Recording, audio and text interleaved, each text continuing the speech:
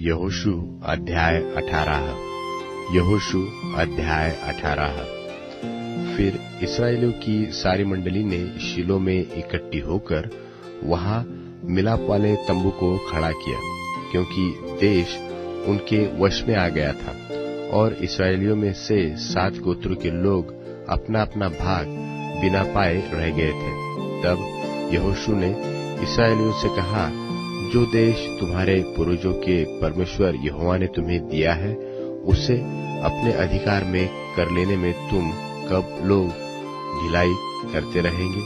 अब प्रति गोत्र के पीछे 3 मनुष्य ठहरा लो, और मैं उन्हें इसलिए भेजूंगा कि वे चलकर देश में घूमे फिरे और अपने अपने गोत्र के भाग के प्रयोजन के अनुसार उसका हाल लिखकर मेरे पास लौट आए। और वे देश के 7 भाग लिखे हैं। यहूदियों तो दक्षिण की ओर अपने भाग में और यूसुफ के घराने के लोग उत्तर की ओर अपने भाग में रहे। और लेवियों का तुम्हारे मध्य में कोई भाग न होगा, क्योंकि यहोवा का दिया हुआ याजक पद ही उनका भाग है। और गाद, रूबेन और मनश्शे के आधे गोत्र के लोग यरदन की पूर्व की ओर यहोवा के दास मूसा का दिया हुआ अपना अपना भाग पा चुके हैं। और तुम देश के 7 भाग लिखकर मेरे पास ले आओ, और मैं यहाँ तुम्हारे लिए अपने परमेश्वर यहोवा के सामने चिट्ठी डालूंगा। तो वे पुरुष उठकर चल दिए, और जो उस देश का हाल लिखने को चले, उन्हें यहोशू ने यह आज्ञा दी कि जाकर देश में घूमो फिरो और उसका हाल लिखकर मेरे पास लौट आओ। और मैं यहाँ शीलो में यहोवा के सामने तुम्हारे लिए चिट्ठी डालूंगा। तब वे पुरुष चल दिए और उस देश में घूमे और उसके नगरों के 7 भाग करके उनका हाल पुस्तक में लिखकर शीलो की छावनी में यहोशू के पास आए। तब यहोशू ने शीलो में यहोवा के सामने उनके लिए चिट्ठियां डाली, और वहीं यहोशू ने इस्राएलियों को उनके भागों के अनुसार देश बांट दिया। और बन्यामीनियों के गोत्र की चिट्ठी उनके कुल के अनुसार निकली, और उनका भाग यहूदियों और यूसुफियों के बीच में पड़ा। और उनका उत्तरी सीवाना यरदन से आरंभ हुआ और यरीहो की उत्तर अलंग से चढ़ते हुए पश्चिम की ओर पहाड़ी देश में होकर बेतावेन के जंगल में निकला।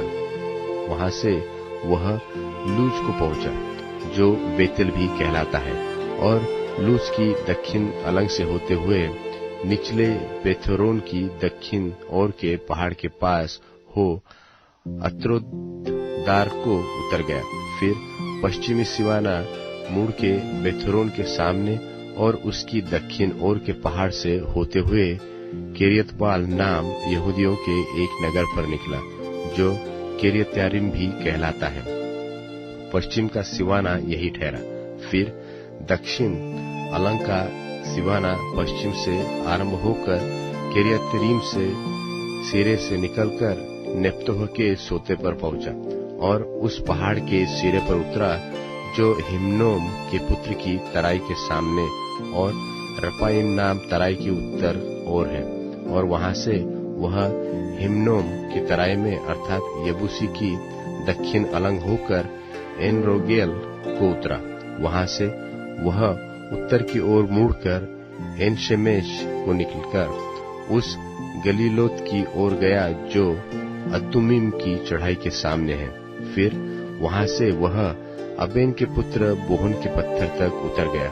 वहां से वह उत्तर की ओर जाकर अराबा के सामने के पहाड़ की अलंग से होते हुए अराबा को उतरा। वहां से वह सिवाना बेथोग्ला की उत्तर अलंग से जाकर खारे ताल की उत्तर ओर के खोल में यरदन के मुहाने पर निकला।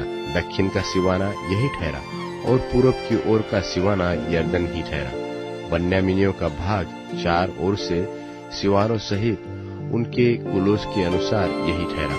और बन्यामीनियों के गोत्र को उनके कुलों के अनुसार ये नगर मिले, अर्थात यरीहो, बेथोग्ला, एमेकेसिस, बेतराबा, समारेम, बेतेल, अब्बीम, पारा, ओप्रा, कपरमुम्मी, ओमनी और गेबा। ये 12 नगर हैं और इनके गांव मिले। फिर गिबोन, रामा, बेरोत, मिस्पे, कपीरा, मोसा, रेकेम, इरपेल, तरला, सेला, एलेप, यबूस, जो यरूशलेम भी कहलाता है, गिबत और किरियत, ये 14 नगर और इनके गांव उन्हें मिले। बन्यामीनियों का भाग उनके कुलों के अनुसार यही ठहरा।